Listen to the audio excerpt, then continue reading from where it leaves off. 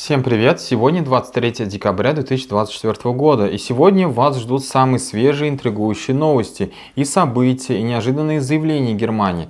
Мы обсудим то, что сейчас происходит и в Европе, и в Германии. Обязательно досмотрите до конца, вас ждет нечто действительно удивительное. Не забудьте также подписаться на канал, чтобы не пропустить новые выпуски, и делитесь этим видео с друзьями.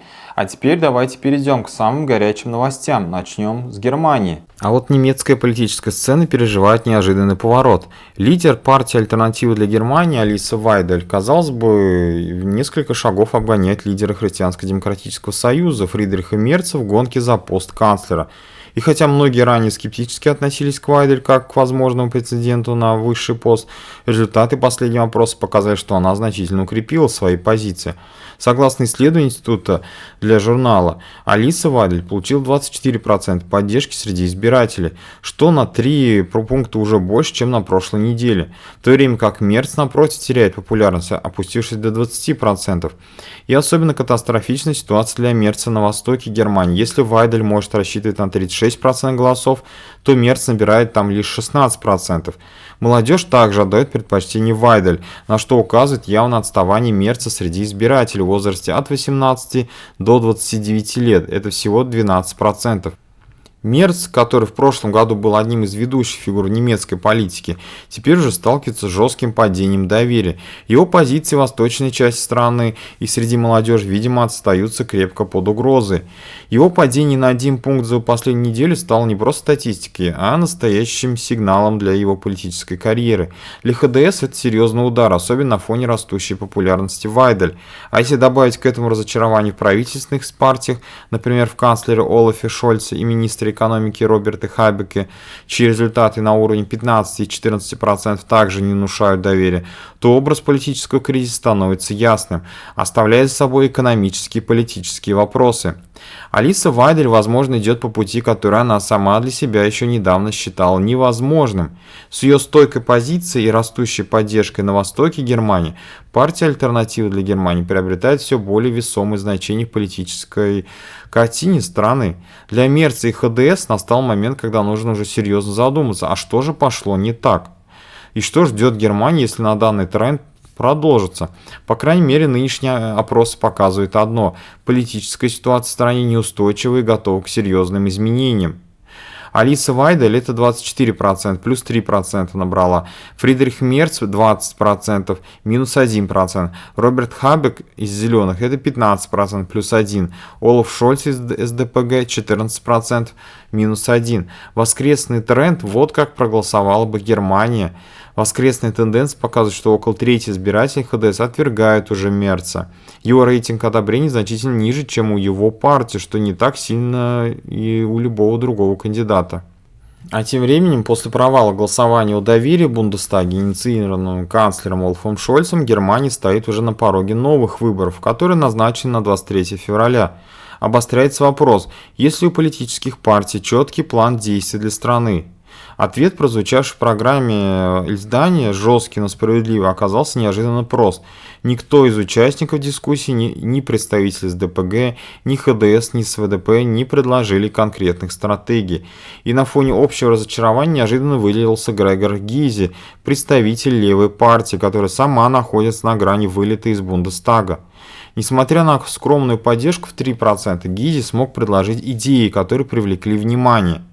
Он характеризовал крах коалиции «Светофор» как провал не только правительства, но и целой политической модели. По словам Гизи, распад этой коалиции на десятилетия закрывает возможность эффективного взаимодействия столь разнородных партий. «Светофор» вышел из строя, и это сжигает землю на 15-25 лет даже, отметил он. Гизи подчеркнул, что идея консенсуса между партиями провалилась из-за именно неспособности лидеров пойти на компромисс, и это подрывает веру в демократию, создавая атмосферу неопределенности и недоверия. Гизи также затронул ключевые экономические проблемы. Он раскритиковал подход, при котором государство действует по логике частного домохозяйства, считая, что в условиях снижения налоговых поступлений нужно сокращать расходы. По его мнению, наоборот, государству необходимо инвестировать в развитие, даже если этого придется брать кредиты. На примере автомобильной промышленности он указал абсурдность полного отказа от автомобильной именно в сельской местности, где общественный транспорт практически отсутствует. Гизи также выразил обеспокоенность утратой уверенности в будущем. Раньше было очевидно, что детям будет лучше, чем их родителям. Сегодня это уже не так в Германии. Поведение председателя СДПГ Саски Эскин во время программы также вызвало критику. Вместо того, чтобы представить конструктивные предложения, она позволила себе резкие высказывания в адрес партнера по бывшей коалиции, главы СВДП Кристиана Линнера. Она поддержала критику канцлера Шольца, заявившего, что Линнеру не хватает нравственной зрелости для работы в правительстве, добавив, что это была лишь констатация факта. И подобная риторика отмечается, что только усиливает раскол и раздражение в обществе. Как отметил сам Гизи, проблема современной политики в неверном языке, и речь идет не об истинах, а о большинстве. Провал доверия и распад коалиции светофора оставили Германию без четкой политической стратегии. Союз ХДС сейчас имеет шансы вернуться к власти, но сможет ли он предложить реальный план? Или же партийная борьба продолжит усугублять и углублять этот кризис доверия в политической системе? Германии нужен не только новый правительство, но и новый подход к управлению. Вопрос в том, услышат ли партии уроки провала и смогут ли вернуть доверие граждан. А тем временем, после успешного вотума недоверия, политические партии Германии начинают агрессивную предвыборную кампанию, обещая снижение налогов, гранты и льготы. Однако уже сейчас государственный бюджет перегружен, расходы на проценты составят около 40 миллиардов евро, а новый долг вырастет на 50 миллиардов. И вот финансовая ситуация ухудшается, но партии избегают обсуждать способы сокращения расходов. И, например, ХДС предлагает налоговые послабления для бизнеса и снижение НДС в общепите, что еще больше усугубит бюджетный дефицит. К 2028 году Германия должна начать погашение экстренных займов, взятых во время пандемии и энергетического кризиса, а также найти средства для модернизации Бундесвера, чтобы достичь цели НАТО тратить 2% ВВП на оборону. И это потребуется около 100 миллиардов евро ежегодно, что почти вдвое превышает текущий бюджет обороны. Проблема пенсионной системы и обязательств перед Евросоюзом. Без реформ пенсионной системы субсидии на обязательное пенсионное страхование значительно вырастут. Кроме того, Германия должна будет увеличить взносы в бюджет Евросоюза для погашения долга фонда восстановления. Ослабление долгового тормоза не решит проблему. Новый долг приведет лишь к увеличению процентных выплат, которые уже превышают расходы на здравоохранение и образование. Даже с учетом европейских норм Германия может брать займы лишь в пределах 63 миллиардов евро в год. И вот между тем на прошлой неделе прозвучали слова, от которых по спине у многих пробежал и холодок. Мы сталкиваемся с ситуацией, где безопасность поставок находится под угрозой. Эти слова произнес глава Метро Штефан Гробель. И они звучат как тревожный набат. Он говорит не о чем-то абстрактном, а о том, что касается каждого из нас, о доступности продуктов питания. В ближайшие годы, по его мнению, будет неважно, сколько стоят товары, куда страшнее другое, их может просто и не хватить. Гробель открыто заявил, что без политических конкретных мер Европа рискует оказаться в ситуации, напоминающей самые темные страницы истории. Политики пока осторожно реагируют. Представители некоторых партий молчат, другие же ограничиваются сдержанными комментариями. Однако в заявлениях звучат важные мысли. Зеленые предупреждают о роли климата. Растущие температуры, наводнения и истощение почвы делают привычные способы производства уязвимыми. Союз говорит о необходимости увеличения внутреннего производства. Больше местных ферм, меньше зависимости от внешних поставщиков. Альтернатив для Германии видит корень проблемы в чрезмерной бюрократии и идеологическом давлении, которое не идет фермерам свободы. И тем временем сельское хозяйство уже трещит по швам. Высокие цены на энергию и растущие затраты на удобрения и конкуренция с иностранными производителями становятся непреодолимым барьером для многих фермеров. Отмена субсидий, по мнению представителя БСВ, доводит ситуацию до критической черты. Мрачные прогнозы исходят не только от экономистов, но и от самих фермеров. Они уже сейчас говорят о катастрофическом сокращении урожая. Если изменения не начнутся немедленно, Европа может столкнуться с цепочкой событий. Дефицит продуктов питания также может быть. Уже сейчас цены на многие товары растут, но в будущем может просто не быть на полках. Социальное напряжение. Вспомните, что происходит в кризисные времена, когда ресурсы ограничены. Крах традиционного сельского хозяйства. Семейные фермы, веками обеспечивающие Европу, могут стать историей. И это уже сейчас не научная фантастика, а вопрос ближайших лет. Штефан Гробель предупреждает, если не извлечь урок из зависимости от зарубежных источников энергии, неприятное пробуждение неминуемо. Теперь остается только гадать, смогут ли политики оперативно перестроить курс, чтобы избежать катастрофы. И вот Ландсгот, некогда спокойный баварский город, охвачен слухами о странных операциях, происходящих за прилавками местных магазинов. Городская администрация подозревает 3 магазина, в том числе продуктовые, в нарушении законов, когда они выдают просителям убежища наличные суммы, превышающие разрешенные 50 евро. Жители города заметили что-то неладно, небольшие списания с карт в магазинах. И кажется это странным, что для покупки простого салата или пачки масла требуется множество транзакций. Однако больше всего вопрос вызывает то, что в начале каждого месяца такие списания становятся уже массовыми. И вот месячный лимит 460 евро установлен для платежных карт, исчезает всего за несколько дней. А что скрывается за этими цифрами? Управление социального обеспечения города уже начало допрашивать представителей магазинов. Если подозрения подтвердятся, магазины могут лишиться права работать с платежными картами даже. И более того, обсуждаются и другие санкции, включая полное закрытие. Но кто же эти нарушители? Их название держат, естественно, в секрете, что добавляет еще загадочности и тревожности. Расследование затруднено, законы о конфиденциальности препятствуют к идентификации владельцев карт, участвующих в этих операциях. Полиция и прокуратура пока не подключилась к делу, так как нужно выяснить, есть ли вообще состав преступления. Проблема с платежными картами не нова. В Мюнхене и Регенсбурге уже существуют подпольные альянсы, которые находят лазейки в системе. Просители убежища покупают ваучеры в крупных магазинах, а затем обменивают их на наличные в неофициальных пунктах обмена. Казалось бы, все просто и безобидно, но такой подход вызывает резкую критику. Однако закон на их стороне. Прокуратура Регенсбурга не нашла состава преступлений в таких действиях, и это открывает двери для новых схем, в которых деньги словно растворяются в воздухе, оставляя после себя след из подозрений и неясности. И вот на улицах Баварии становится все еще холоднее, но для тысяч женщин холод – это не только температура, это состояние их жизни. По данным Министерства социального обеспечения, более 39 тысяч человек в Баварии лишены жилья, из них 40% женщины. И эти цифры шокируют, но за ними скрываются реальные истории борьбы, отчаяния и ужаса. И Астрид, пенсионерка из Мюнхена, живет в постоянной тревоге. Каждый день для нее это гонка за местом, где можно переночевать. Подвалы, вокзалы, случайные знакомые. Такова ее реальность после того, как она потеряла квартиру в 2019 году. Каждую ночь она держит телефон в руках, боясь остаться на улице. «Я устала от этих постоянных поисков, устала бояться», признается она. Для женщин бездомность – это не только отсутствие крыши над головой, это ежедневная угроза стать жертвой еще и насилия. Марион, которая сама оказалась в такой ситуации, говорит, нападение происходит постоянно от других бездомных, от случайных прохожих. Мне повезло избежать сексуального насилия, но я знаю многих, кому это не удалось. Несмотря на сложность ситуации, помощь все же существует. Дом Святой Риты в Регенсбурге предлагает до 8 женщинам интенсивную поддержку и временное жилье. Весной здесь откроется первое верхнее фальцеубежище, предназначенное исключительно для женщин. Flexi Home в Мюнхене представляет еще временные комнаты в специально оборудованном здании. Урсула, медсестра, оказалась здесь после 3 лет скитаний, а за это время переезжала 24 раза. И говорит она иногда, я спала в машине, потому что не могла оставить свою собаку, рассказывает она.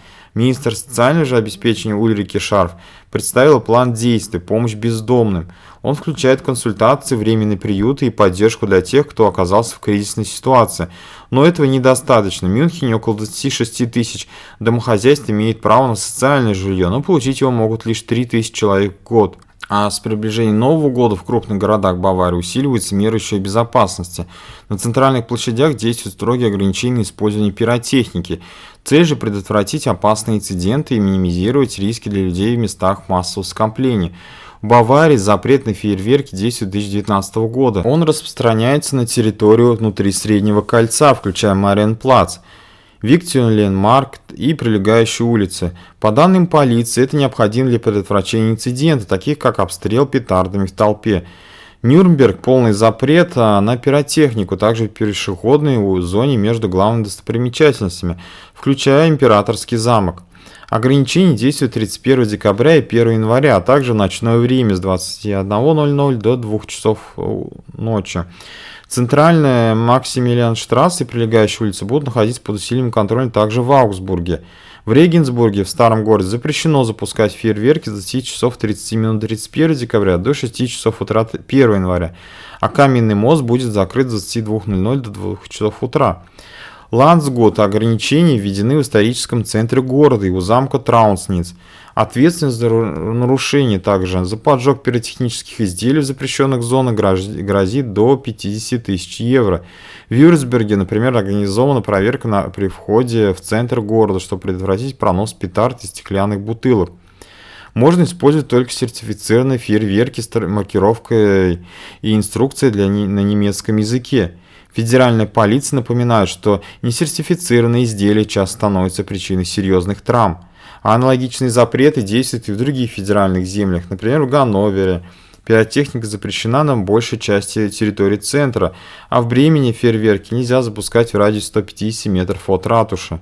После трагических событий на рождественской ярмарке в Магдебурге, в результате которых погибло 5 человек, около 200 получили ранения. Суд выдал ордер на арест 50-летнему мужчине, подозреваемый врач из Мернбурга, критически настроенный по отношению к исламу, теперь находится под стражей по обвинению в убийстве и покушении на убийство и опасных нападениях.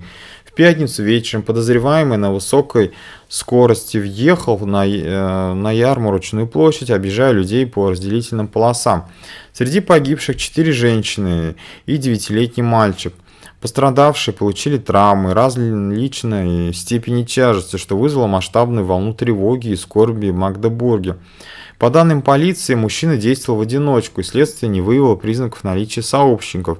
Мотив преступления остается еще неясным. Старший прокурор Хорст Вальтер Ноппенс сообщил, что подозреваемый, возможно, был недоволен обращением с беженцами из Саудовской Аравии в Германии. Расследование продолжается силами полиции земли Саксонии-Анхальт, однако Федеральная прокуратура рассматривает возможность взять дело под свой контроль. Это возможно, если преступление будет признано имеющим особое значение для защиты государства. И в субботу вечером Магдебург погрузился в траур. Более 1000 человек собрались у собора, чтобы почтить память погибших. Для номинальной службы был установлен экран, транслирующий происходящее в соборе. По всему городу скорбящие возлагали цветы и зажигали свечи, выражая солидарность с жертвами и их близкими. И эта трагедия потрясла всю Германию, подняв вопрос о безопасности массовых мероприятий и причинах столь жестких и жестоких действий. Следствие продолжает выяснять все обстоятельства происходящего. И в центре Магдебурга прошел массовый митинг с требованием ужесточить меры против нелегальной миграции, депортировать лиц, находящихся в стране незаконно. Поводом для акции стало недавнее нападение на рождественскую ярмарку, вызвавшее широкий общественный резонанс. На площади собрались сотни граждан, выражающих недовольство миграционной политикой. И по данным агентства DPA, участники держали транспаранты с надписью «Репатриация», а также скандировали лозунги, некоторые из которых носили даже радикальный характер. Среди собравшихся были замечены неизвестные представители даже прорадикальных группировок, что привлекло дополнительное внимание к протесту. Однако не все участники придерживались радикальных взглядов. Многие пришли, чтобы выразить обеспокоенность вопросами безопасности и миграционной политики. Акция вызвала широкий резонанс в обществе. И вот соглашение о справедливости. Как партии договариваются о честной избирательной кампании 2025 года. На фоне приближающихся выборов 2025 года большинство ведущих партий Германии решили объединиться для создания справедливых условий избирательной кампании. СДПГ, ХДС, ХДСС, Зеленые, СВДП и Левые подписали соглашение о справедливой федеральной избирательной кампании. И этот документ стал символом уважительного и прозрачного подхода к политическим дебатам, исключающим манипуляции и провокации. Основные же положения соглашения касаются отказа от личных оскорблений, противодействия экстремизму и недопущения распространения заведомо ложной информации. Более того, участники обязались не использовать технологии глубокой подделки, дипфейка, для дискредитации оппонентов и отказаться от микротаргетинга, основанного на конфиденциальных данных, таких как религиозная принадлежность или сексуальная идентичность. А почему же это важно? Соглашение направлено на то, чтобы избиратели могли делать осознанный выбор, основываясь на честной и открытой информации. Участники подчеркивают важность дебатов, основанных на уважении и справедливости, особенно в условиях растущего давления, связанного с манипуляциями в цифровом пространстве. Однако не обошлось и без исключений. Альтернативы для Германии и БСВ отказались участвовать в этом соглашении. Это вызвало дополнительные обсуждений, поскольку часть партий, подписавших договор, заявила, что не будет сотрудничать с партиями, которые не придерживаются демократических принципов. Новые вызовы и обязательства, то есть помимо обязательств в реальной политической борьбе, особое внимание уделяется еще онлайн-пространству. Контент, созданный искусственным интеллектом, должен быть еще четко маркирован, а недопустимые технологии, такие как дипфейки, должны быть запрещены. Также важно избегать намеренного подрыва доверия к публичным дебатам. И вот между тем Альянс Сары Вагенхельд представил краткую программу для досрочных федеральных выборов в Германии.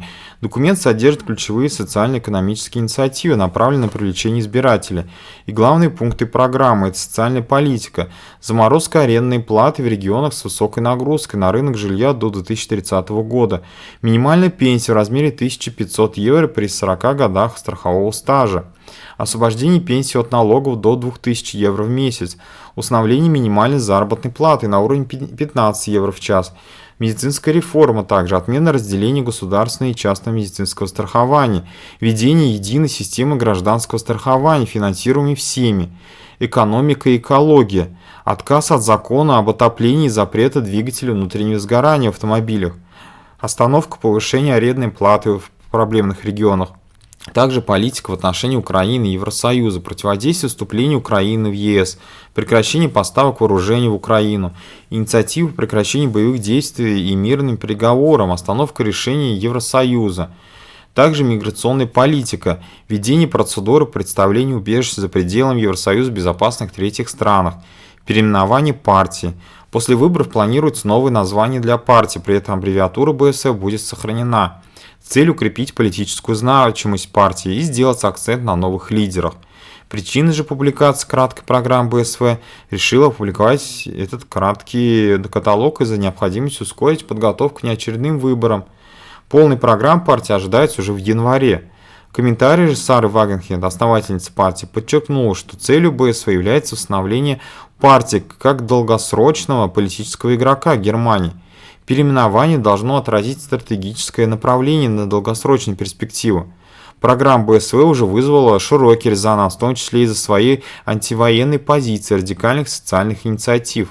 Вот такие новости на сегодня. Некоторые из них могут вызвать у вас интерес, а другие же и нет. Делитесь своими мыслями в комментариях, мне важно ваше мнение. И, конечно, не забудьте подписаться на канал. Ваша поддержка действительно важна для меня.